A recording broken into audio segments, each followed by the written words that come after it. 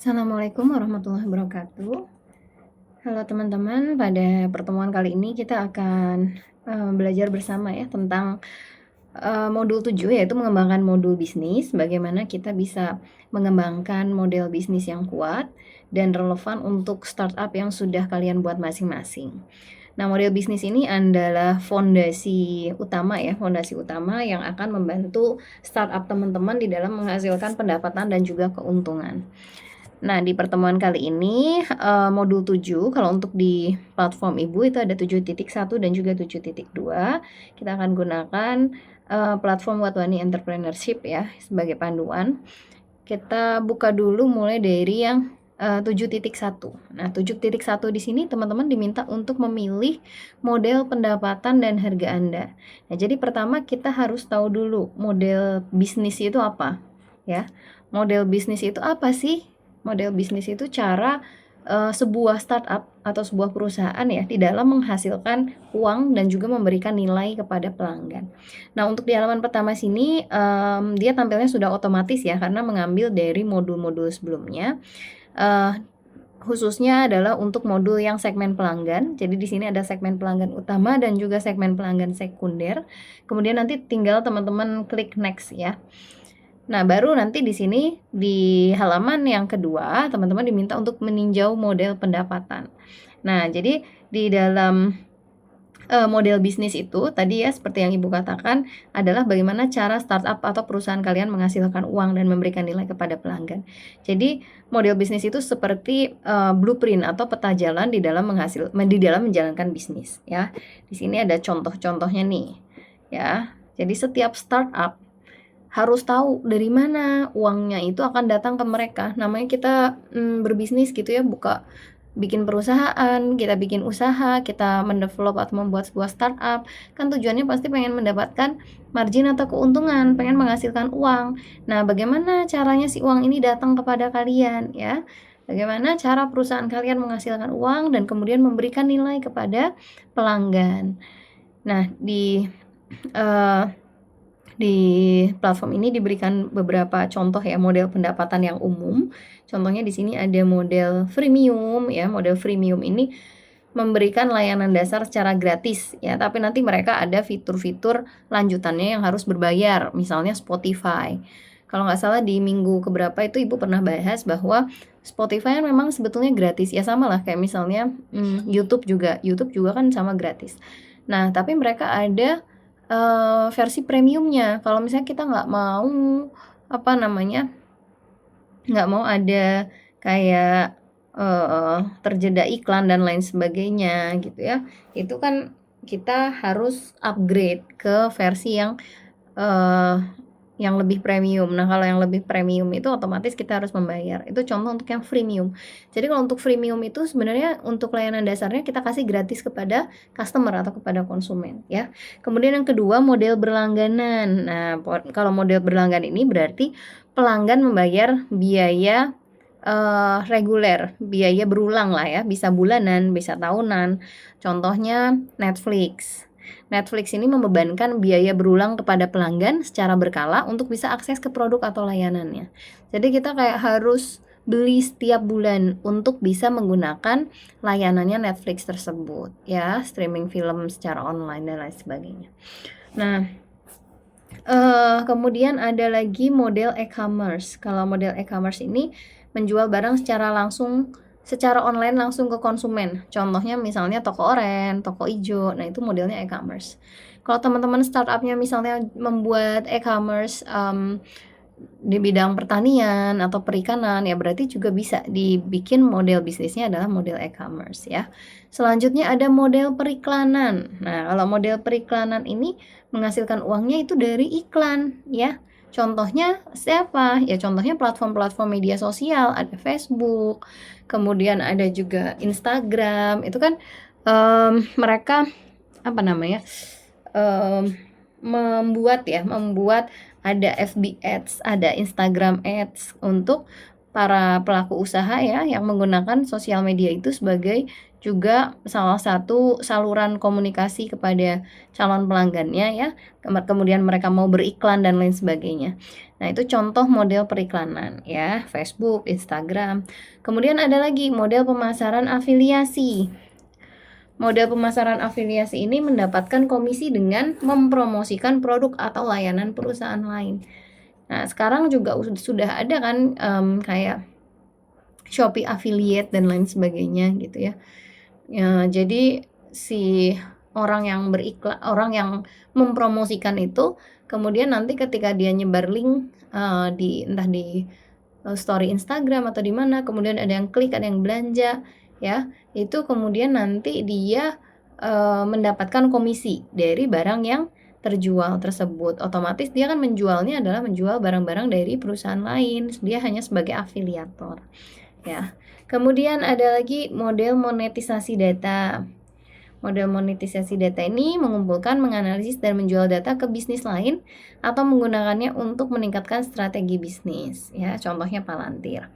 Kemudian ada juga yang lain-lain di sini, ada model lisensi, ya, model marketplace. Kalau model marketplace itu agak beda sama e-commerce ya. Kalau marketplace itu contohnya Etsy. Dia menghubungkan pembeli dan penjual, kemudian mengambil komisi dari transaksi. Kemudian ada model SaaS, software as a service ya, menyediakan perangkat lunak berdasarkan langganan, di hosting secara terpusat, contohnya Salesforce. Kemudian ada model bayar per penggunaan. Jadi kalau model bayar per penggunaan ini, pelanggan membayar dari seberapa banyak layanan atau produk yang mereka gunakan ya. Ada model komisi juga, Airbnb, model apa nih? Model pisau ya, jual produk utama dengan biaya rendah dan hasilkan pendapatan berulang dari produk pelengkap. Oh, oke.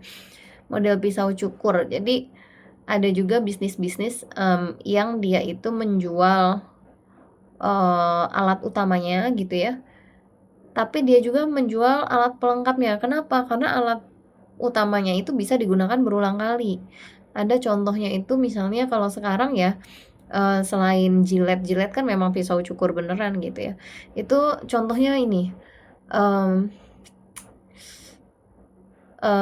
alat sapu pel otomatis ya, vakum kering, vakum basah.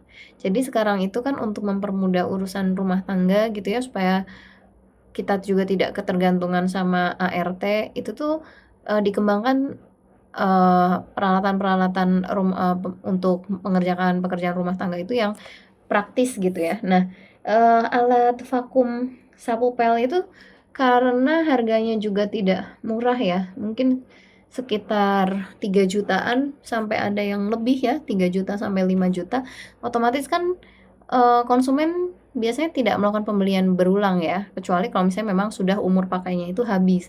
Nah, tapi dia mau melakukan pembeliannya itu apa? Melakukan pembeliannya itu untuk produk pelengkapnya, misalnya brushnya udah kotor, sudah nggak apa namanya, sudah nggak keset lagi ketika dipakai ngepel dan lain sebagainya. Kemudian ada apa namanya, tangki airnya, ada filternya dan lain sebagainya. Nah, itu juga bisa masuk ke model pisau cukur. Kemudian ada model utilitas.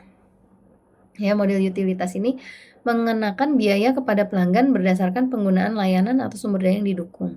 Contoh perusahaan utilitas listrik. Kemudian ada lagi model donasi ya. Model donasi ini pembayaran sukarela dari pelanggan ya. Jadi nggak menetapkan kayak harus berapa. Kan ada juga ya apa namanya?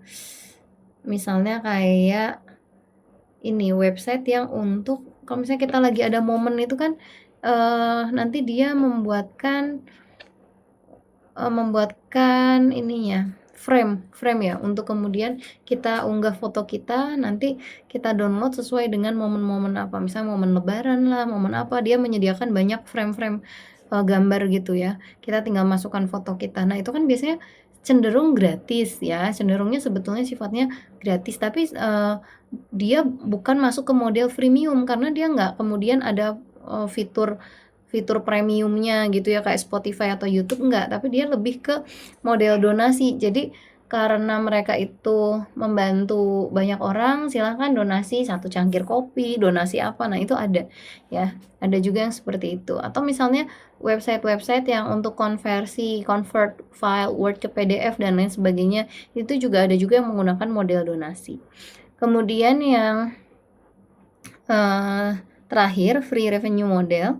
Model ini menyediakan barang atau jasa tanpa dipungut biaya dengan bergantung pada metode pemasukan lain seperti periklanan atau dukungan dari sponsor. Contohnya Google memberikan layanan pencarian secara cuma-cuma kepada penggunanya, sedangkan YouTube mendapatkan keuntungan dari iklan dan sekaligus menyajikan konten secara gratis bagi pengguna. Ini free revenue model. Oke, nah ini nanti teman-teman memilih model pendapatan yang sesuai untuk segmen pelanggan utama kalian, dan juga nanti di halaman berikutnya adalah model pendapatan untuk segmen sekundernya gitu ya. Jadi nanti teman-teman contohnya kalau misalnya membuat startup aplikasi musik gitu ya, model pendapatannya itu bisa berupa langganan premium tanpa iklan, atau misalnya mendapatkan keuntungannya itu dari penjualan merchandise artis gitu. Nah, ini disesuaikan lagi dengan kebutuhan dan karakter target pasar kalian siapa gitu ya. Karena kalau target pasarnya Gen Z dan milenial pasti akan beda jika kalian punya target pasarnya mungkin kalangan atau generasi yang lain gitu ya. Sehingga nanti disesuaikan lagi dengan kebutuhan dan karakter dari segmen customer-nya. Oke, jadi di sini pilih model utama kalian ya untuk segmen pelanggan utamanya modelnya apa, freemium, berlangganan atau yang lain-lain. Kalau di sini Ibu berlangganan karena ini kan contoh usaha Ibu itu kan smart stay kos-kosan. Kalau kos-kosan itu kan biasanya bayar secara berulang kan, bayar secara berulang kayak setiap bulan ya. Beda sama kontrakan. Kalau kontrakan itu biasanya per tahun. Nah, kalau kos-kosan itu model berlangganan, setiap bulan kita bayar. Misalnya setiap bulan 1 juta, setiap bulan 750.000, setiap bulan 2 juta. Nah, jadi pakainya adalah model berlangganan. Kemudian untuk segmen pelanggan utama, perkirakan berapa banyak yang akan Anda kenakan kepada mereka per unit produk atau layanan. Gitu. Nah, di sini Ibu tetapkan contohnya 2 juta per bulan per langganan, 2 juta per bulan per pelanggan untuk 1 kamar kos smart stay tadi gitu. Selanjutnya tinjau model pendapatan sampel ini untuk yang segmen pelanggan sekunder. Nah, segmen pelanggan sekundernya kan Ibu itu yang BCG, B2G, business to government. Jadi nanti yang utamanya tadi B2C, business to customer, sekundernya business to government. Nah, di mana pemerintah itu kan punya kadang-kadang punya ini ya, aset ya. Jadi kayak kantor-kantor itu ada juga kan rumah dinas, kemudian dan lain sebagainya yang itu diberikan kepada pegawainya yang kemudian ya sebagai suatu bentuk fasilitas lah, misalnya sudah menduduki jabatan sebagai apa dan lain sebagainya, sehingga kan sebetulnya tidak perlu dia itu ngekos ya. Kadang-kadang ada ASN atau pegawai-pegawai karyawan swasta di mana PT-nya itu juga punya fasilitas rumah dinas seperti itu nggak mesti harus ngekos. Nah, sedangkan tadi kan utamanya kita ngekos kan. Terus apa yang kita tawarkan kepada segmen sekunder itu ya berarti layanannya terkait dengan integrasi keamanan. Jadi bisa sih rumah dinas tadi itu dipasangin smart door lock, kemudian dipasangin CCTV ya, dipasangin panic button. Nah, jadi otomatis model berlangganannya itu enggak sama dengan yang segmen pelanggan utama. Kalau segmen pelanggan utama tadi kan 2 juta untuk 1 kamar kos. Jadi yang disewain itu sekalian bangunannya, sekalian kamar kosnya yang disertai dengan perlengkapan keamanan tadi. Nah, tapi kalau untuk yang segmen pelanggan sekunder yang B2G, yang business to government ini yang dijual adalah model layanan software as a service. Jadi servisnya atau jasanya. Nah, ini dimulai dari berapa? 500.000 per bulan per unit, tergantung tingkat layanan software as a service yang kemudian digunakan oleh pelanggan ya. Misalnya untuk pengelolaan smart door lock, untuk monitoring CCTV, untuk update sistem dan lain sebagainya. Nah, jadi untuk segmen pelanggan utama dan segmen pelanggan sekunder itu bisa jadi model model pendapatannya itu beda. Nah, nanti teman-teman silahkan dirumuskan ya, dipilih model pendapatan dan harga kalian baik untuk yang segmen pelanggan utama maupun untuk yang segmen pelanggan sekunder. Oke, kemudian sekarang kita masuk ke yang 7.2 ya, tentang membangun lean Canvas startup Anda. Kita coba buka dulu.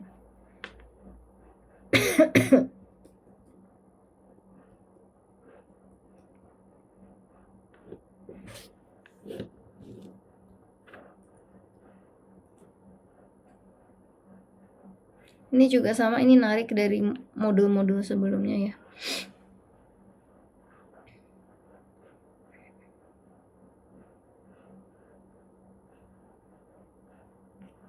Kita coba next dulu.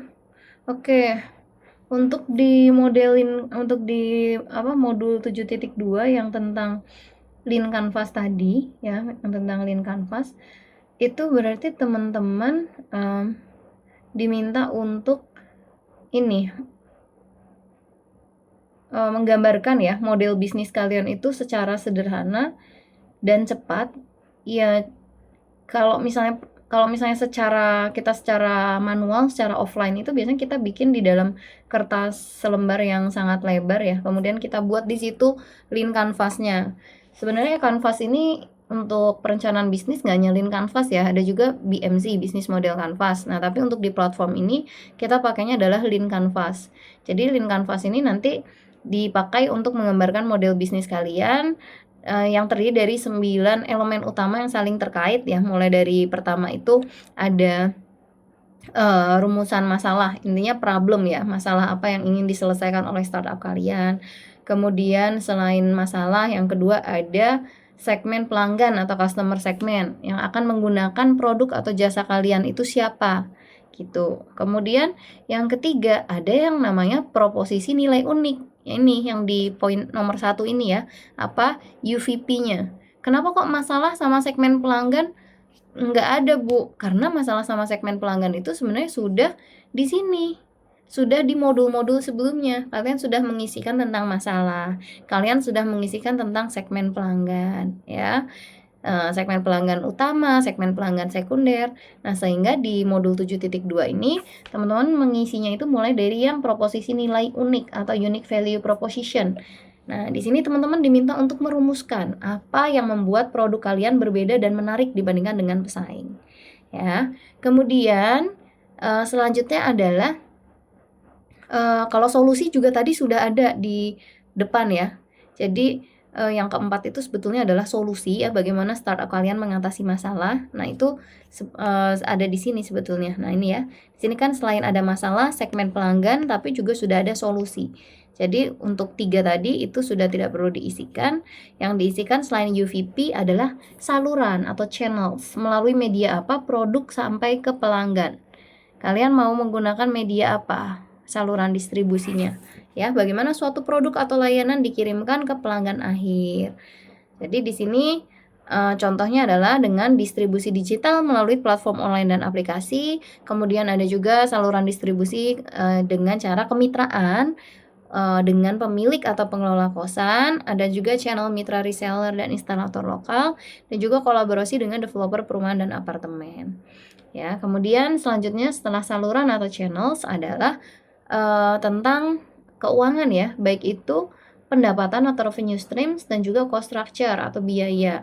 Jadi kalau model pendapatan itu ya dari mana uang akan diperoleh, kurang lebih itu sama kayak itu tuh seperti yang diisikan tadi di modul 7.1 model bisnis ya, model bisnis dan harga Anda. Nah, itu adalah terkait dengan revenue streams, dari mana uang akan diperoleh oleh perusahaan, dari mana startup kalian akan menghasilkan uang gitu ya. Itu tadi di poin 7.1. Kemudian selain revenue streams yang sudah diisikan oleh teman-teman di poin 7.1, teman-teman diminta untuk mengisikan cost structure atau biaya. Apa saja biaya yang harus dikeluarkan? Ya, yang menjadi pengeluaran utama dari startup kalian tuh apa? Di sini ada pengembangan dan pemeliharaan aplikasi, ya, pengadaan dan instalasi perangkat smart home, biaya instalasi, infrastruktur, teknologi, pemasaran dan penjualan, operasional. Nah, ini silakan kalian isikan pengeluaran dari startup kalian tuh yang utama tuh apa? Ya. Di sini ada contoh, kalau Uber dia pengeluaran utamanya untuk kemana biayanya? Untuk pembayaran kepada pengemudi ya, artinya mitra-mitra pengemudi, sama kayak Gojek, Grab gitu kan, otomatis kan biaya atau cost structure-nya adalah pembayaran kepada pengemudi. Kemudian pengembangan dan pemeliharaan platform, biaya pemasaran lah atau iklan untuk menarik penumpang dan pengemudi. Nah, itu adalah contoh-contoh cost structure biaya utama yang harus dikeluarkan. Ya, kalau untuk Zoom contohnya biaya yang harus dikeluarkan adalah untuk pemeliharaan infrastruktur cloud, untuk keamanan, untuk memberikan dukungan kepada pelanggan selama 24 jam. Ya, artinya terus-menerus. Nah, untuk Nike contohnya manufaktur, pemasaran, dukungan dengan atlet top dan lain sebagainya. Nah, ini kalian rumuskanlah cost structure dari startup kalian, apa saja biayanya yang harus dikeluarkan. Selanjutnya adalah tentang key metrics atau matriks kunci. Matriks kunci ini adalah ukuran keberhasilan apa yang digunakan, ya. Misalnya kalau YouTube, dia menggunakan metrik utamanya melacak penayangan video, waktu tonton, dan juga interaksi pengguna. Tesla dengan melacak jumlah pengiriman kendaraan, kepuasan pelanggan, dan jangkauan baterai, ya. Nah, terus kalau Smart Stay di sini contohnya dari mengukur kinerja startupnya adalah dari seberapa banyak unit kamar kosan pintar yang terjual dan seberapa banyak mitra gitu ya yang menggunakan layanan Smart Stay aktif pada waktu tertentu. Mitra itu ya artinya yang tadi bisa business to business, bisa business to government yang mereka itu sudah punya bangunan sendiri, sudah punya kos-kosan sendiri, sudah punya rumah dinas dan lain sebagainya, tinggal menggunakan layanan Smart Stay gitu ya. Nah, itu adalah metrik utama yang menjadi indikator kinerja startup dari Smart Stay. Nah, teman-teman silahkan rumuskan key metriknya masing-masing. Kemudian yang terakhir adalah tentang unfair advantage atau keuntungan yang tidak adil. Keuntungan tidak adil Anda? Unfair advantage. Nah, keuntungan tidak adil itu maksudnya apa?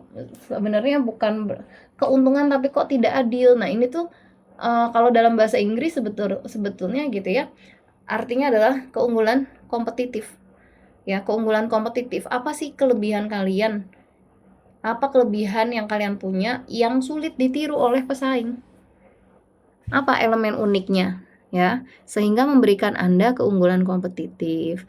Nah, ini termasuk akses eksklusif ke teknologi yang dipatenkan. Terus misalnya mungkin kalian punya keunggulan kompetitif, punya perjanjian jangka panjang dengan supplier atau pemasok utama, ya. Punya pengetahuan industri yang mendalam. Nah, ini adalah elemen unik yang sulit ditiru oleh pesaing-pesaing lain dari startup kalian. Nah, di sini untuk contohnya dikasih Apple. Apple punya elemen uniknya adalah basis pelanggan yang sangat setia dan ekosistem produk yang saling terhubung yang mulus. Ya, jadi kalau misalnya kalian mau mendapatkan fungsi maksimal dari produk Apple, akan jauh lebih baik kalau kalian pakai laptopnya itu ya MacBook ya, kemudian HP-nya iPhone, tabletnya pakai iPad. Nah, itu kalian akan mendapatkan ekosistem produk yang saling terhubung. Kemudian contoh lainnya juga ada Dyson. Dyson ini punya paten pada teknologi siklon yang memberikan kinerja pembersihan vakum yang unggul. Gitu. Nah, kalau untuk Smart Stay yang Ibu contohkan, keunggulan kompetitifnya itu adalah terletak pada gabungan teknologi smart home terkini yang terintegrasi penuh, kemudian pendekatan modular dan fleksibel, kekuatan layanan lokal yang responsif, dan juga kemitraan yang eksklusif gitu. Setelah itu kalian klik complete.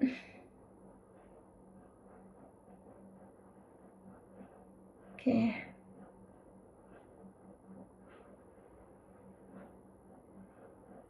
Nah, jadi untuk target hari ini diselesaikan modul 7-nya ya, 7.1, 7.2, supaya minggu depan kita bisa finalisasi modul 2 ya, finalisasi dan submit modul 2, milestone 2 maaf. Finalisasi dan submit milestone 2 yang terdiri dari modul 5, 6, dan 7 ya. Jadi minggu depan kita finalisasi dan submit milestone 2 dan juga mengerjakan kuis 2.